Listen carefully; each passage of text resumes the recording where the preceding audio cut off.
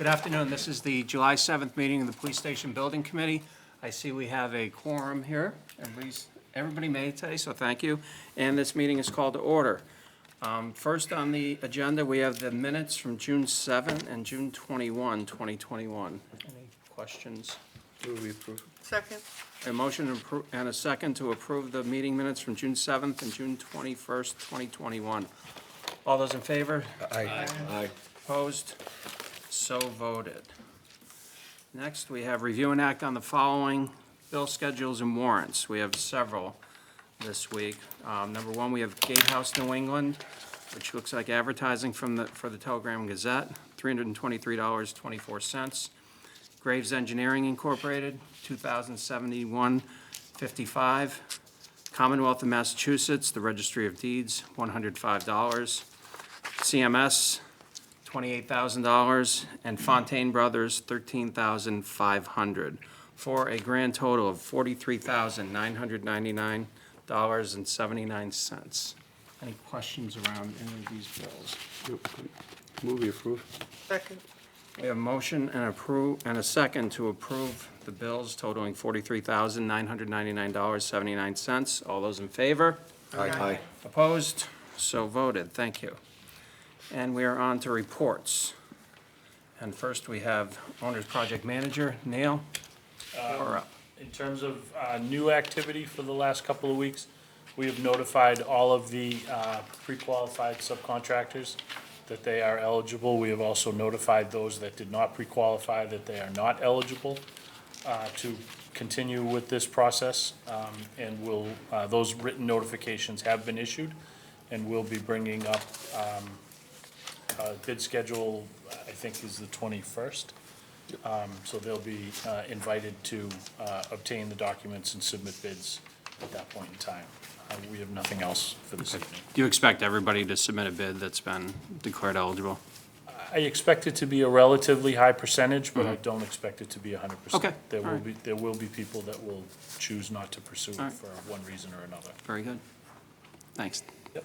Any other questions? No? Next, we have a report from the architect. Matt, you are up. Hi, similarly to Neil, I have got a brief agenda. Basically, we're just continuing to push through to the 100% bid documents, which are, as Neil pointed out, scheduled to be issued on the 21st. They'll be appearing in the Central Register next week on the 14th. And we will have a preview set of documents prepared for the committee next week on Monday for authorization to bid, so you guys can review those documents. Do you want a hard copy set to bring with us? Yes, Yeah, please. one set? One set, and we'll keep it in the manager's office. Okay, it's a big set. I know. So we'll have that prepared with us next week as well. That's all we have. Questions? That's a new record for you, Matt. It's a new leaf. Yeah. Well done. All right, and then we have Ryan from construction, our construction manager from Fontaine Brothers. Ryan, Good floor is afternoon, yours. everybody. So today I have in front of you, and we had previously sent a letter of recommendation for the early site work package. So just a brief explanation of how we got to this point. This package was bid off of the 60% construction documents. And that is based on the fact that at this point in the design phase, the site is usually pretty well established. There isn't going to be any major changing features at that point. So this package essentially takes us from land clearing throughout all of your excavations, backfill, and brings you to a subgrade for landscaping or your final pavement below any concrete finishes for your site exterior. We did an initial estimate at the 75% DD phase, and we came in with a budget of $3.389 million. And at the 60% design phase, we bid it out only to site contractors. We didn't do a full budget estimate at that point, just because we weren't going to be doing a reconciliation with the architect's third-party estimator. So we sent our plan set out to 8 different subcontractors. We received 6 of them back. We reviewed all their proposals, found that AF Amarello was the low bidder. Both Fontaine did an internal review of their proposal with AF Amarello, and then we brought that proposal to the architect, OPM, and the civil engineers, and did a review with them. I believe it was late 2 weeks ago at this point now. After that, we reviewed all the different parts of their scope, confirmed that they were whole in their scope, they weren't missing any pieces, they had all the soils, every different part of their package was complete and included in their proposal price of $2.934 million. So at this point, we'd like to make a recommendation to have the committee allow us to proceed with signing a contract with AF Amarello to do the site work package. So that's our process. It'll be a similar process moving forward, and if anybody has any questions about Amarello's scope or bid or how we got to this point, we'd be happy to take them. Thanks, Ryan. Question. John? What's the difference, the second bidder was who? I believe the second bidder was T&M Equipment Corp. What was the delta between the two? It was just over $1 million between the two, which isn't an uncommon spread. Obviously, there's different people, with construction these days, there's a lot of construction going on. So just depending on timing for different companies, where they're getting materials from. Obviously, this site is a major fill site because we had to raise the building up, so you have different materials coming in. Amarello has their own paving, does paving in-house. They do a lot of other trades in-house, or parts of their package in-house that sometimes that they would sub out to other people, so they're advantageous in that way. And this, for a site bid package, this isn't an uncommon spread for us. Obviously, $1 million could, you could look at that as 25% increase, but we're confident that they have the whole scope, and it's just, a matter of time and place compared to the other bidders. Thanks, Ryan. Oh, The fill that has to come in, Yep. is that included in the bid, or? Okay, and so the numbers in the back are just if they bring in above the estimated quantities? The numbers, the unit pricing in the back is if you, let me get to it. So he's looking at the second to last page of Amarello's quote. Yeah. So those are just base unit prices in case we have unforeseen rock or unsuitable soils that have to get removed. Okay. At this time, we don't believe that any of that's gonna occur based on the geotechnical report. But just to have these values in place before we sign a contract to the subcontractor is a smart idea, so that there isn't an argument at the time if this comes to light on what the value of that work is. But if, because I'm thinking back to a contract that's totally unrelated to this.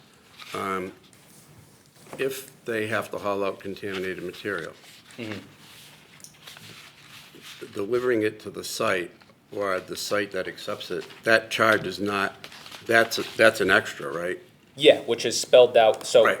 Yeah, in central Mass, the common unsuitable soil is soil that contains arsenic. It's naturally occurring in the area. The threshold for when it becomes contaminated and it needs to go to a special site is 20 parts per million, I think it is, mg per kg. And we are mostly below that threshold in all of the boreholes that we did, but there was one, I believe, out of the 5 that was above that, closer to 40. But to reinforce the fact, because it's such a large fill site, we believe that all that soil, those unsuitables, can be pushed out of areas that need structural fill, put in the edges around the landscaping, and no soil will have to come off the site. Okay. And do you know what they propose to do with the arsenic? Is this the pricing for a facility just to accept it? Just to accept it, yeah. So you just need specially certified facilities by the state DEP to accept that soil. And then, what would be the plan? So there is some boreholes that do have some elevated arsenic. How would it be handled where the edge of it, where it's not contaminated anymore, is it gonna be on-site So, testing for arsenic? or- There's a very specific procedure that the DEP spells out. You can remove so many yards per number of tests, and then you do an additional number of tests per yardage that you need to remove. I don't have the specific quantities off the top of my head, I'm sorry about that, but, it's all spelled out in the DEP requirements for that. But like I said, we're not expecting any of this material to have to come off the site. And is there a disposal site that's named that's giving these prices? No, there's multiple disposal sites around the state. Fontaine Bros does a lot of site work packages, or assigns a lot of site work packages in Central Mass, and there's half a dozen or more within Central Mass that takes the material under 40 parts. So it's relatively readily available to send that material to different places. It's just an additional cost because you have tracking that needs and paperwork that needs to be filled out to get that material there. Okay, thank you. Thanks, Justine. So Ryan, just so I understand, the arsenic that you'd be removing and putting around the edges, what do you do? Do you mix that with cleaner soil to bring it under 20 parts? No, so it's not a problem in that regard. It's just if it goes off site Yeah. and it's stockpiled and, it goes to an abandoned Okay. sand pit or something. Okay. And for some reason that soil gets tested and it gets Okay. brought back that it has raised levels of Okay. arsenic, it's a problem. But in its natural state, it's not a problem the way Okay, it is. so Yeah. it's no problem to reuse it then? No, Okay. no, not a problem. All right, good. Anything else? I'm good. Very good. All right, thanks, Ryan. That brings us to item number 5, review and act to authorize the town manager to sign the site work bid package. If everybody's comfortable with the package that Ryan presented, I will entertain a motion. Mr. Chairman, I move that we authorize the town manager to sign the site work bid package as presented by Fontaine Brothers. Second.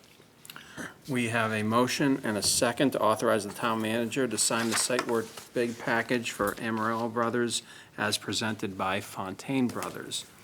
Any questions, comments, discussion? There being none, all those in favor? Aye. Opposed? So voted unanimously. Thank you, everybody. That was quick and easy. Painless. Painless. Do we have any other business? I think the only other thing goes with item 7 is, we've had a lot of internal discussions about next meeting dates based upon bidding and the like, so I'd just like the team to present that to you. We will hold the July 12th meeting. Okay. But if we could just quickly go over the schedule and what we might need the committee to vote on in the Sure. next few weeks or months, that would be really helpful for people's schedules. Thanks, Kristen. Who's going to take that? So I guess I'll take it because I was the one that laid out the schedule to the smaller group last week.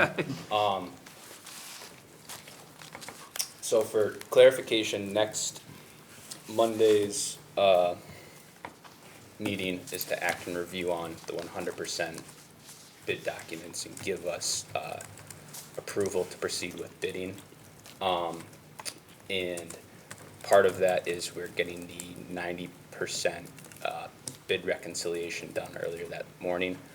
And with that, we're doing an early concrete and steel bid package. So we're receiving those bids starting today and through the end of the week. And over the next 2 weeks, we'll do a similar process to what we did with the site subcontractors, reviewing scopes both internally and then with the larger group, and making a recommendation to award contracts to both steel and a concrete subcontractor. So based on the timing of that, we'd like to have, Fontaine would like to propose another building committee meeting on Monday, July 27th. And as the 100% bid documents go out to bid, we'll have the filed subcontractors that we all went through the pre-approvals on, as well as the non-filed trades bidding on the 100% contract documents. And we expect the filed bids and as well as all the non-filed bids to come in the second week of August. And then we're going to spend a couple weeks going through and compiling a GMP for the project. And we'd like to have a meeting date set for Monday, September 6th for the review of the GMP amendment. And I believe that will, work into a monthly meeting that'll work into the flow for a monthly meeting moving forward from there too. Just kind of either side of, Sure. He said Monday, July 27th. Monday, July 26th, or Tuesday, July 27th? Monday, July 26th. Sorry about that. September 6th is Labor Day. Oh, shoot. Do we meet on the 7th, perhaps? Would that set you off, or do you need a meeting before? No, The week we before. could move it to the 7th or the 8th. I know Mondays or Wednesdays tend to be the best dates for the group. Not on the 7th, no, you have a selectmen's meeting on the 14th. Okay, why don't we go with the 7th then? The 8th would be better if we could do the 8th. That's fine, at that rate, yeah. Anybody have any other preferences? Tecton will not be available on the 8th, Okay. that's all. You don't need me for that. Okay, if you're not needed. Not that we don't want, not that we don't want you, but, Take your opinion in advance. all right, why don't we set it for the 8th then? That's a follow-up on the site. Sure. So after the manager signs the contract, how soon after that are we going to see somebody working on the site? We hope to have them out there in the next 2 to 3 weeks, starting land clearing. Okay. So obviously they have. Before the end of the month, then? Yeah, they have to go through their, their DEP, SWIP process and get all their Yep. submittals lined up. But then we'll start with land clearing. We expect that to take about 2 weeks. And then they'll get the site to subgrade and start bringing in fill to get the building up to subgrade. Great. Thank you. Very good. Anything else? That's all I had. Nope. Okay. We have a motion to adjourn, or do you want to stay? So moved. We have a motion and a second to adjourn. All those in favor? Aye. Opposed? So voted. Thank you, everybody.